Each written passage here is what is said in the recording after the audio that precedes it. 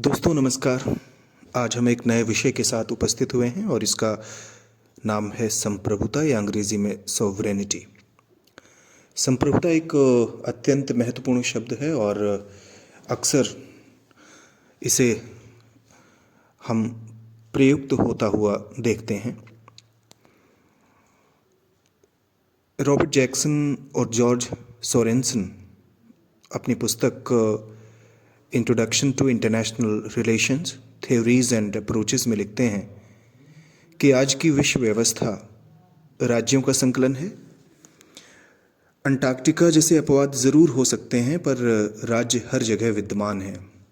पूरी दुनिया राज्यों की ही दुनिया है। अगर हम पूरी दुनिया पर नज़र दौड़ाएं तो ये बात स्पष्ट हो जाती है कि इस दुनिया में राज्य ही हैं। एक तरह से दुनिया राज्यों का एक संसार है। हम में से कोई ऐसा नहीं है जो राज्य से पूर्णतया विमुक्त हो। राज्य किसी न किसी रूप में हर जगह मौजूद है। राज्य अलग अलग हो सकते हैं, लेकिन राज्य उपस्थित अवश्य हैं। और जो बात एक राज्य को दूसरे राज्य से अलग करती है वही संप्रभुता है। मित्रों, पाकिस्तान ने आरोप लगाया है कि कल ईरान ने उसकी ज़मीन पर हमला किया है। यह कार्रवाई ईरान ने पाकिस्तान स्थित एक तंजीम पर की है और पाकिस्तान का ये आरोप है कि ये निश्चित रूप से पाकिस्तान की संप्रभुता का उल्लंघन है। ऐसी एक घटना वर्ष 2011 में घटी थी, जब एबटाबाद में ओसामा बिन लादेन के ख़िलाफ़ अमेरिका ने ऑपरेशन किया था। बहुत ही संक्षिप्त ऑपरेशन था और आधी रात के समय अफ़गानिस्तान के बगराम एयरबेस से विशेषज्ञ सैनिकों का दल एबटाबाद में दाखिल हुआ था बेहद खामोशी से, और एक संक्षिप्त ऑपरेशन करके वो वापस भी लौट गया था। अगले दिन पाकिस्तान ने सारी दुनिया से यही कहा कि यह उसकी संप्रभुता का उल्लंघन है, इसे बर्दाश्त नहीं किया जाएगा। तो कुल मिला के देखा जाए कि एक राज्य अपनी संप्रभुता को लेकर कितना संवेदनशील होता है। अगर हम अपने देश की संविधान की प्रस्तावना को पढ़ते हैं तो शुरू में ही ये कहा गया है कि हम भारत के लोग भारत को एक संपूर्ण प्रभुत्व संपन्न अर्थात सॉवरेन स्टेट की बात संप्रभुता में ही की गई है भारत के। तो कुल मिला के एक बात तो स्पष्ट है कि संप्रभुता प्रत्येक राज्य की सबसे महत्वपूर्ण निधि होती है। संप्रभुता इतनी महत्वपूर्ण है कि अगर इसे राज्य से पृथक कर दिया जाए तो राज्य का ही अस्तित्व नहीं रहेगा। कुल मिला के हम देखें तो जिस प्रकार से एक जीव में शरीर होता है और शरीर के साथ जब आत्मा शामिल होती है तभी वो संपूर्ण होता है। अगर किसी शरीर से आत्मा चली जाए तो मृत हो जाता है। यही बात राज्य में है कि अगर राज्य संप्रभुता विहीन है तो वो राज्य अस्तित्व में नहीं रह सकता। संप्रभुता राज्य का प्राण है। 4 तत्व माने गए हैं राज्य के: निश्चित भूभाग, जनसंख्या, सरकार और संप्रभुता। इसमें संप्रभुता को सबसे अधिक महत्वपूर्ण माना जाता है। ऐसे अनेक राज्य रहे हैं जिनके पास निश्चित भूभाग था, सरकार थी और जनसंख्या भी थी, लेकिन संप्रभुता के अभाव में उनको राज्य नहीं कहा गया। तो आज हम इसी विषय पर विस्तार से चर्चा करते हैं। तो सबसे पहले एक ऐतिहासिक पृष्ठभूमि का अवलोकन करते हैं कि कहाँ से संप्रभुता की बातें आईं और ये अवधारणा कहाँ से उपजती है दुनिया के राजनीतिक इतिहास में। तो हम प्रत्येक महत्वपूर्ण विषय की शुरुआत अरस्तु से करते हैं। संप्रभुता इसमें अपवाद नहीं है। अरस्तु सुप्रीम पावर का इस्तेमाल करते हैं, सुप्रीम पावर ऑफ स्टेट का प्रयोग करते हैं और उनका इशारा संप्रभुता की ओर ही है अगर वो supreme power of state use करते हैं। अरस्तु के बाद अगर हम रोमनों के समय में देखें तो इसका बड़ा ही अस्पष्ट अर्थ रहा। ये समझ से परे हो जाती है कई बार। मध्यकाल में संप्रभुता अनेक विकृतियों से ग्रस्त हो गई और एक तरह से देखा जाए तो यह विभिन्न सामंतों में बिखरी पड़ी थी। सामंतों के आपसी मतभेद हुआ करते थे, उनके आपसी विवाद हुआ करते थे और इस कारण राजा की शक्ति बढ़ती गई और अंतिम जो शक्ति है राज्य की धीरे धीरे करके राजा में निहित हो गई। तो ये माना जाने लगा कि राजा संप्रभुता संपन्न है, किंग इज ऑल पावरफुल। लेकिन राजा चूंकि मनुष्य है, जीव है और एक दिन राजा का भी अंत हो जाता था, तो क्या ये मान लिया जाए कि संप्रभुता का भी अंत हो गया राजा के अंत के साथ? तो इसके पश्चात ये स्वीकार किया जाने लगा कि संप्रभुता राजा में नहीं बल्कि राज्य में निहित है।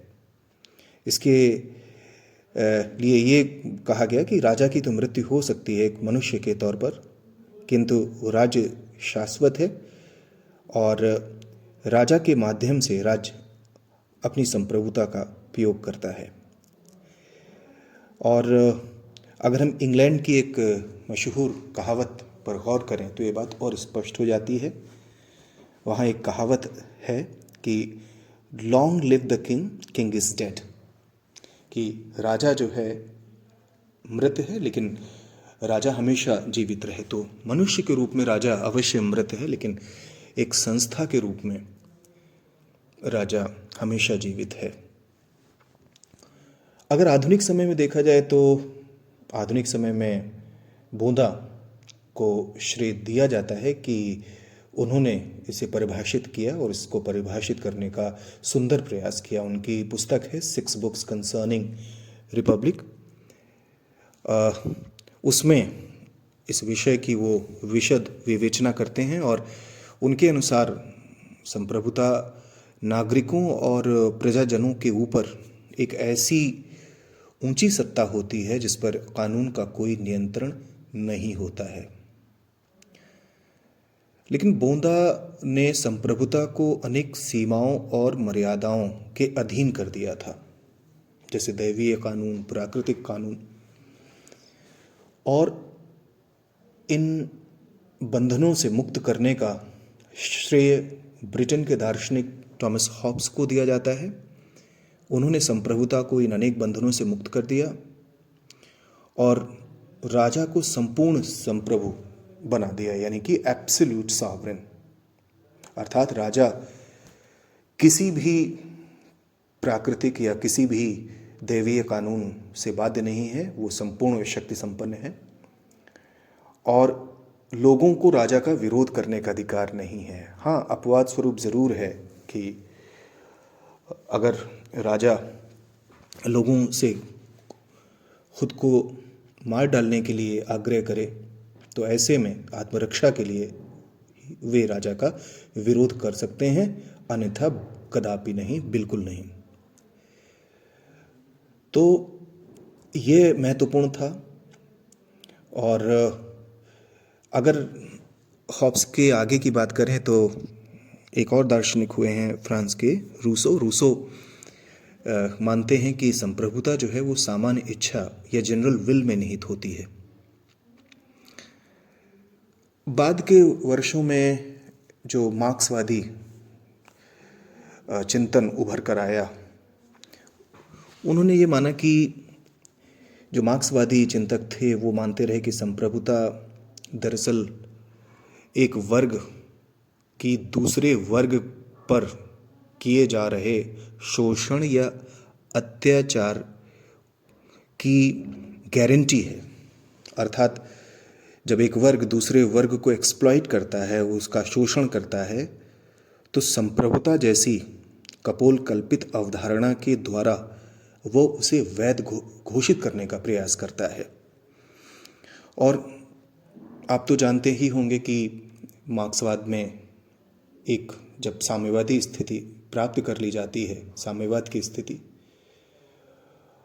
और सर्वहारा वर्ग का अधिनायकत्व स्थापित हो जाता है, तो राज्य ही तिरोहित हो जाता है, राज्य ही नहीं रहता, राज्य ही वजूद में नहीं रहता। तो जब स्टेट ही नहीं रहेगा तो फिर कैसी संप्रभुता? ये मार्क्सवादी संप्रभुता के विषय में ऐसा सोचते हैं।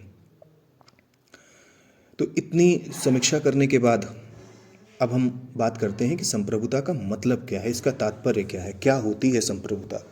ये जो बार बार संप्रभुता का उपयोग करते रहते हैं मीडिया में भी और बड़ी बड़ी किताबों में भी, तो इसका मतलब क्या होता है। तो सबसे पहले अगर हम इसकी उत्पत्ति को ही जान लें तो आधी से ज़्यादा हमारी समस्या का समाधान यहीं पे निकल आएगा। तो संप्रभुता का जो अंग्रेज़ी शब्द है सॉवरेनिटी जो है वो लैटिन भाषा के दो शब्दों सुपर और एनस से बना है। सुपर का मतलब है सुप्रीम और एनस का मतलब है पावरफुल। इसका मतलब सर्वश्रेष्ठ होता है। और अगर दूसरे शब्दों में बात की जाए तो सबसे बड़ी ताकत का मतलब है कि उसके ऊपर कोई शक्ति ना हो, ऐसी शक्ति, ऐसी सत्ता। अगर हम आज के परिवेश में देखें तो जैसा कि मैंने शुरुआत में कहा था इस पॉडकास्ट के कि दुनिया एक तरह से राज्यों की व्यवस्था है। भले ही दुनिया में अनेक देश हों, प्रत्येक देश एक राज्य व्यवस्था है और आप देखेंगे कि प्रत्येक राज्य जो है वो संप्रभुता संपन्न है। और अगर वो राज्य संप्रभुता संपन्न नहीं है तो वो राज्य ही नहीं है। ये महत्वपूर्ण है। राज्य जनसंख्या में बड़ा हो या छोटा, राज्य आकार में बड़ा हो या छोटा, संपदा या समृद्धि में राज्य धनी हो या कमज़ोर हो, किसी भी स्थिति में हो, राज्य जो है अगर दुनिया में देखा जाए तो एक समान है और प्रत्येक राज्य में संप्रभुता है। और अगर नहीं है तो वो राज्य नहीं है। हम इसको इस तरीके से जान सकते हैं कि हम ईश्वर को सर्वोच्च शक्ति मानते हैं। ईश्वर के ऊपर क्या कोई ईश्वर हो सकता है, ऐसा नहीं माना जाता प्रायः। तो ये तो अलौकिक क्षेत्र की बात हुई। अगर सांसारिक शक्ति की बात की जाए तो राज्य की सत्ता सर्वोच्च होती, इसके ऊपर कोई नहीं होता। जैसा कि मैंने अभी कहा कि पाकिस्तान ने इस पर अफसोस जाहिर किया है और ये कहा कि उसकी संप्रभुता का उल्लंघन है कि कोई अन्य देश, कोई अन्य राज्य उसके हवाई क्षेत्र का कैसे अतिक्रमण कर सकता है।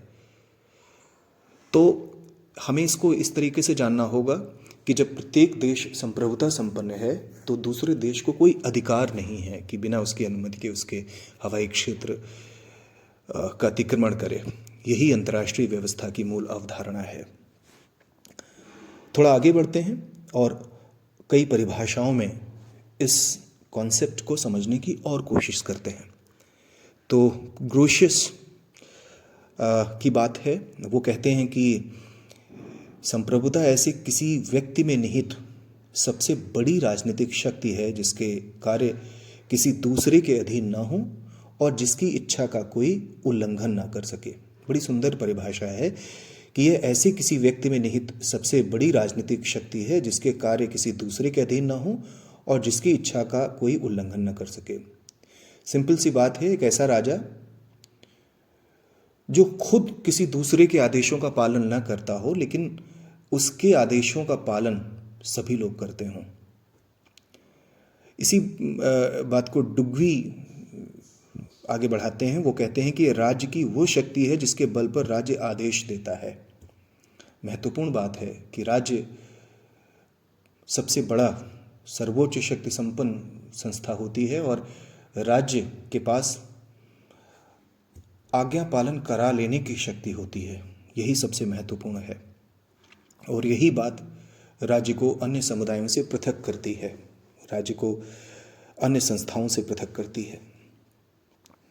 लेकिन सबसे जो महत्वपूर्ण परिभाषा है संप्रभुता की, सॉवरेनिटी की, वो ये माना जाता है कि जॉन ऑस्टिन ने दी है। जॉन ऑस्टिन अपनी पुस्तक लेक्चर्स ऑन जूरिस्प्रूडेंस में जॉन ऑस्टिन लिखते हैं कि कोई निश्चित सत्ताधारी व्यक्ति जो स्वयं किसी वैसे ही सत्ताधारी के आज्ञा पालन का अभ्यस्त न हो, किंतु स्वयं एक निश्चित प्रदेश में रहने वाले लोगों से स्वभावतः अपने आदेशों का पालन करा लेता हो, तो वो समाज उस निश्चित सत्ताधारी सहित स्वतंत्र और राजनीतिक समाज है। संप्रभुता के विधिक दृष्टिकोण का सर्वोत्तम प्रतिपादन जॉन ऑस्टिन ने ही किया है। अगर जॉन ऑस्टिन के सिद्धांत का विश्लेषण किया जाए तो उनके सिद्धांत का मूल आधार बल है, फोर्स है। अगर हम ऑस्टिन के सिद्धांत की तुलना रूसो के सिद्धांत से करें तो रूसो जहां इच्छा या सामान्य इच्छा को महत्वपूर्ण मानते हैं, तो ऑस्टिन अपने सिद्धांत को फोर्स यानी कि बल को बड़ी इंपॉर्टेंस देते हैं। अगर हम रूसो की बात माने तो संप्रभु की आज्ञाओं का पालन लोग भय के कारण नहीं करते, बल्कि ऐसा वे इसलिए करते हैं क्योंकि उनको लगता है कि उनकी स्वतंत्रता आज्ञाओं का पालन करने में ही सुनिश्चित है।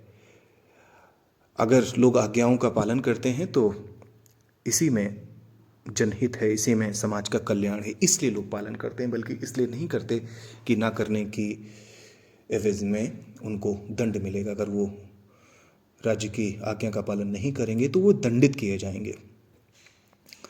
तो ये भेद है रूसो और ऑस्टिन के संप्रभुता सिद्धांत की। तो कुल मिला के एक बात तो स्पष्ट हो गई होगी अब तक कि संप्रभुता राज्य की सर्वोच्च शक्ति है और इसके पास इतनी शक्ति है कि ये प्रत्येक से अपने आदेशों का पालन करा सकती है, लेकिन यह खुद किसी के आदेश का पालन नहीं करती, आंतरिक रूप से और बाह्य रूप से।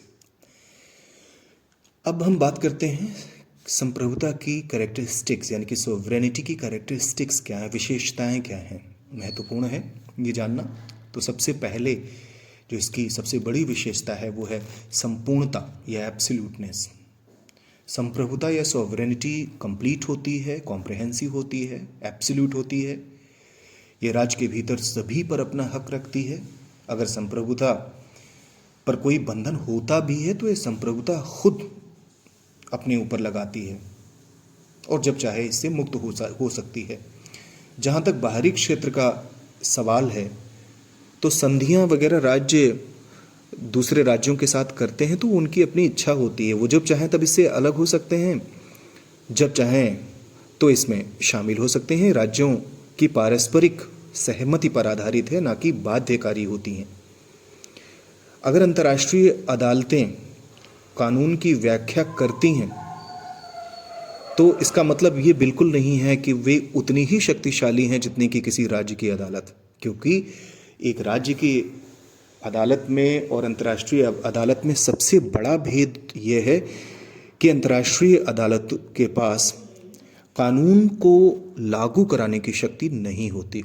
इसका सबसे बढ़िया उदाहरण 2016 का अंतर्राष्ट्रीय न्यायालय का निर्णय है। यह दक्षिणी चीन सागर में संप्रभुता की स्थिति को लेकर आया था। दरअसल यह केस अंतर्राष्ट्रीय न्यायालय में था, जिसमें अंतर्राष्ट्रीय न्यायालय ने कहा था कि ऐसे कोई ऐतिहासिक प्रमाण नहीं है जो ये सिद्ध करें कि दक्षिणी चीन सागर में चीनी संप्रभुता रही है। चूंकि ये चीन के खिलाफ था तो इसे चीन ने मानने से मना कर दिया। उसने कहा कि हम ऐसी किसी बात को नहीं मानते हैं। तो ये स्थिति स्पष्ट करती है कि चूंकि अंतर्राष्ट्रीय व्यवस्था संप्रभुता संपन्न नहीं है, दुनिया संप्रभुता संपन्न नहीं, बल्कि दुनिया में रहने वाले राज्य संप्रभुता संपन्न है। राज्यों के ऊपर कोई सुप्रीम राज्य या सुप्रीम स्टेट नहीं है। इस कंडीशन में जो राज्य हैं वही सर्वे सर्वा हैं, क्योंकि वो संप्रभुता संपन्न है। अब दूसरी जो सबसे बड़ी विशेषता है संप्रभुता की, वो सर्वव्यापकता है। इससे ये स्पष्ट होता है कि राज्य के भीतर ये सभी पर लागू होती है। कोई नहीं कह सकता कि जो सॉवरेनिटी है, ये जो संप्रभुता है, हम उससे मुक्त हैं, हम उससे अलग हैं। और ये प्रत्येक समुदाय पर, प्रत्येक व्यक्ति पर, प्रत्येक समूह पर एक समान रूप से लागू होती है। हाँ, इसका एक अपवाद ज़रूर हो सकता है जिसको हम राज्येतर संप्रभुता का सिद्धांत या एक्स्ट्रा टेरिटोरियल सॉवरेनिटी कहते हैं। इसका मतलब सीधा साधा यही है कि जब एक देश दूसरे देश के साथ कूटनीतिक संबंध स्थापित करता है तो दोनों देशों में जो प्रतिनिधि हैं वो भेजे जाते हैं और ये एम्बेसी के तौर पर या हाई कमिश्नरेट के तौर पर वहाँ अपने कार्यालय में रहकर काम कर रहे होते हैं और इन जगहों पर जिस देश में होते हैं वहाँ के कानून न लागू होकर उस देश के कानून लागू होते हैं जिसका ये प्रतिनिधित्व कर रहे होते हैं। उदाहरण के लिए अगर भारत का दूतावास अमेरिका में है तो भारत के दूतावास में भारत के कानून लागू होंगे, ना कि अमेरिका के। लेकिन इसका अगर वृहद तौर पर इसको देखा जाए तो ये राज्यों की पारस्परिक सहमति पर आधारित है, ना कि कोई बल है जो इस तरह की स्थिति के लिए बाध्य करता है। तीसरा जो लक्ष्य जो सबसे तीसरी जो बड़ी विशेषता है, कैरेक्टरिस्टिक्स है, वो अधेयता है। इसका मतलब ये है कि राज्य इसे अन्य को नहीं दे सकता है। इसमें सबसे बढ़िया बात लीवर ने कही है। वो कहते हैं कि यह वैसी ही है जैसे कोई वृक्ष अपने उगने और पनपने के अधिकार को नहीं छोड़ सकता, नहीं त्याग सकता। तो संप्रभुता इतनी संपूर्ण है कि इतनी एक रूप है कि ये किसी को इसका त्याग नहीं किया जा सकता। अगर त्याग किया जाएगा तो ये अस्तित्व में नहीं रहेगी। स्थायित्व की बात करें, एक अन्य विशेषता है स्थायित्व। तो ये उतनी ही स्थायी है जितना कि राज्य। मैंने पहले कहा कि बिना संप्रभुता के राज्य का अस्तित्व ही नहीं हो सकता और संप्रभुता ज़रूरी है राज्य के लिए। अविभाज्यता की अगर बात की जाए तो गैटल मानते हैं कि यदि संप्रभुता विभाजित है तो एक से अधिक राज्य हो सकते हैं, अर्थात संप्रभुता का विभाजन नहीं हो सकता और ये जितने में विभाजन होगा उतने राज्य होंगे। अगर 4 में विभाजन है तो 4 राज्य होंगे। हाँ, इसमें संघीय व्यवस्था की बात ज़रूर एक महत्वपूर्ण है जिसका जिक्र यहाँ पे करना ज़रूरी है। संघीय व्यवस्थाओं में ऐसा माना जाता है कि एक ही राज्य के अंदर शक्ति के 2 केंद्र होते हैं, केंद्र और राज्य, और दोनों में शक्तियों का विभाजन होता है। अगर हम भारत की बात करें या अमेरिका की बात करें, ये बड़े राज्य हैं और इनमें संघीय व्यवस्थाएं इस प्रकार से हैं कि इसमें शक्तियों का विभाजन केंद्र और राज्यों में होता है। तो क्या ये मान लिया जाए कि संप्रभुता विभाजित है? ऐसा सतही तौर पे लग सकता है, किंतु अगर हम व्यापक रूप से देखें तो हमें ये मानना पड़ेगा कि ये व्यवस्था स्थायी नहीं है, जबकि संप्रभुता स्थायी होती है। ये व्यवस्था स्थायी इसलिए नहीं है कि हो सकता है कि जैसे कि हम भारत में ही देखें कि भारत में तो संसद के पास अधिकार है कि वो राज्य की सीमाओं में परिवर्तन कर सकती है, उसके नाम में परिवर्तन कर सकती है। राज्यों की जो सूची है उसमें जो विषय हैं वो समवर्ती सूची में लाए जा सकते हैं। इस तरह से संशोधन के द्वारा, संविधान संशोधन के द्वारा जो है वो संघ सूची के विषय और राज्य सूची के विषय और समवर्ती सूची के विषयों में संशोधन किया जा सकता है। तो ये भी उचित नहीं है, कहा जा सकता कि जो संप्रभुता है उसका विभाजन भी हो सकता है। और इसी बात को कैल्हन आगे बढ़ाते हुए कहते हैं कि अगर संप्रभुता का विभाजन किया गया तो इसका मतलब उसको नष्ट कर देना है। इतना समझने के बाद अब हम एक और बात करें कि संप्रभुता कितने प्रकार की होती है। जो कई प्रकार से संप्रभुता हमें नज़र आती है और उसको समझ लेना उचित रहेगा। तो इसमें सबसे पहले हम बात करते हैं नाम मात्र की संप्रभुता की। नाम मात्र की संप्रभुता की बात उन राज्यों में लागू होती है जहाँ का शासक नाम मात्र का होता है। जैसे कि ब्रिटेन का राजा, आपको पता ही है, आपने अगर ब्रिटेन की राज्य व्यवस्था का अध्ययन किया है कि किस तरीके से राजतंत्र कमज़ोर होता गया, राजा की शक्तियाँ नाम मात्र की रहीं और लोकतांत्रिक जो संस्थाएं हैं वो मजबूत होती गईं। तो नाम मात्र की जो संप्रभुता है वो ब्रिटेन का राजा है, इसको यहाँ पर हम कह सकते हैं। दूसरी प्रकार जो है वो वैधानिक या लीगल सॉवरेनिटी है। लीगल सॉवरेनिटी या वैधानिक संप्रभुता उस शक्ति में निहित मानी जाती है जो कानून बनाती है और मात्र उसी के द्वारा बनाए गए कानून जो हैं वही सर्वोच्च होते हैं। और हम फिर से ब्रिटेन का उदाहरण देंगे कि ब्रिटेन में जो पार्लियामेंट है और पार्लियामेंट और राजा एक साथ मिलकर ब्रिटेन की वैधानिक या लीगल सॉवरेनिटी का सृजन करते हैं। तीसरा जो प्रकार है वो है पॉलिटिकल सॉवरेनिटी या राजनीतिक संप्रभुता। राजनीतिक या पॉलिटिकल सॉवरेनिटी की खोज बड़ी मुश्किल, इसका अन्वेषण कर पाना बड़ा मुश्किल है, चूँकि प्रत्यक्ष लोकतंत्र, परोक्ष लोकतंत्र के अलग अलग उनके परिणाम होते हैं, तो ऐसे में ये दुविधा में डालती है। जबकि कुछ विद्वानों का ये मानना है कि राजनीतिक संप्रभुता जो है वो एक संगठित समाज में मिलती है, तो कुछ इसे सामान्य इच्छा में मानते हैं। एक और प्रकार है लोकप्रिय संप्रभुता। लोकप्रिय संप्रभुता या पॉपुलर सॉवरेनिटी, इसके अनुसार जनता को अंतिम शक्ति माना जाता है और ये माना जाता है कि ऐसी जो विचारधारा है वो रूसो के चिंतन से आगे बढ़ी। रूसो ने सामान्य इच्छा में ही संप्रभुता को समाहित माना था। एक अन्य प्रकार है डी ज्यूरे या डी फैक्टो सॉवरेनिटी, अर्थात नाम मात्र की और वास्तविक संप्रभु जो है, और इसको हम कानूनी और वास्तविक संप्रभु कह सकते हैं। तो कानूनी और वास्तविक संप्रभु में वही भेद है कि कई बार ऐसा होता है कि एक शासक जो है वो कानूनी तौर पर तो मौजूद होता है, लेकिन लोग जो हैं वो किसी अन्य की आज्ञाओं का पालन करते हैं। तो जैसा कि हमने ऑस्टिन की परिभाषा में पढ़ा था कि कोई निश्चित सत्ताधारी व्यक्ति जो स्वयं किसी अपने ही जैसे सत्ताधारी व्यक्ति के आदेशों के पालन का अभ्यस्त नहीं है, लेकिन एक क्षेत्र विशेष में, टेरिटरी में अनेक लोगों से स्वभावतः आदेशों का पालन करा लेता है, वही संप्रभु है, वही संप्रभुता संपन्न समाज है, वही स्वतंत्र समाज है।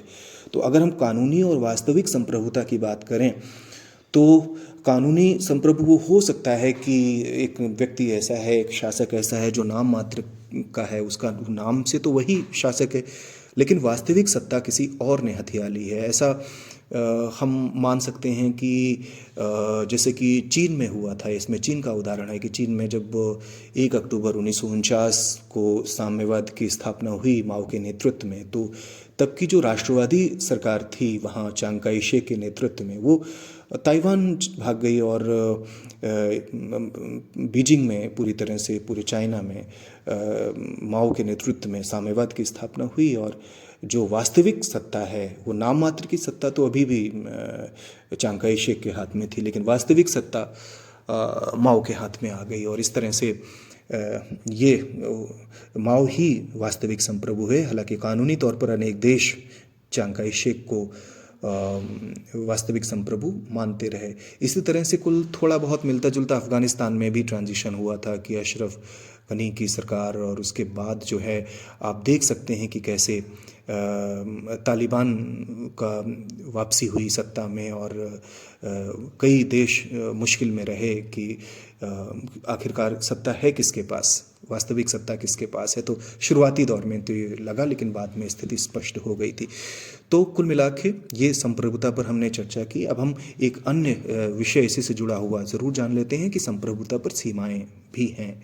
तो देखिए, दुनिया बदलती रहती है, दुनिया में विकास होता रहता है, मानव समाज गतिशील है, तो इसी प्रकार से दुनिया में भी हम उसका असर देख सकते हैं। हम जिस युग में रह रहे हैं उसे उत्तर आधुनिक युग कहते हैं, और इस दौर में वैश्वीकरण की प्रक्रिया तेज़ी से बढ़ रही है। दुनिया एक ग्लोबल विलेज, मार्शल मैक्लुहान ने ग्लोबल विलेज का कॉन्सेप्ट दिया है, दुनिया वही ग्लोबल विलेज हो गई है। और ग्लोबल विलेज बनाने में सबसे बड़ी भूमिका 2 बातों की रही है, ट्रांसपोर्टेशन की और कम्युनिकेशन की। तो इस ऐसे दौर में एक जब नई व्यवस्था सामने आ रही है, राजनीतिक सीमाएं कमज़ोर पड़ रही हैं और लोग एक देश से दूसरे देश में काम के सिलसिले में जा रहे हैं, एक सांस्कृतिक एक बहुलता दिखाई दे रही है जिसको हम बहुसंस्कृतिवाद कह सकते हैं।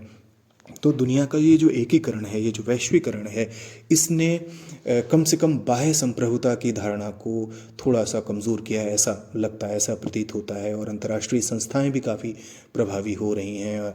कुल मिला के जिस तरह से यूरोपीय संघ का एकीकरण हुआ, यूरोपीय संघ के द्वारा यूरोप के अनेक देशों का एक तरह से आर्थिक एकीकरण हुआ, राजनीतिक एकीकरण भले ही उस स्तर पर ना हुआ हो, तो ये मान्यता जोर पकड़ने लगी कि संप्रभुता कि जो कठोर धारणा थी अब उसमें परिवर्तन आ रहा है और उत्तर आधुनिक युग में शायद ये प्रक्रियाएं और जोर पकड़ती रहें, क्योंकि जो पूंजी है उसका राष्ट्रीय स्वरूप से लेकर वो अंतर्राष्ट्रीय स्वरूप हो चुका है। जो बिजनेस है, जो कॉरपोरेट है, वो अंतर्राष्ट्रीय हो चुका है कि एक कंपनी है, अब वही कंपनी भारत में अपना उत्पाद बेच रही है, वही जापान में, वही अमेरिका में।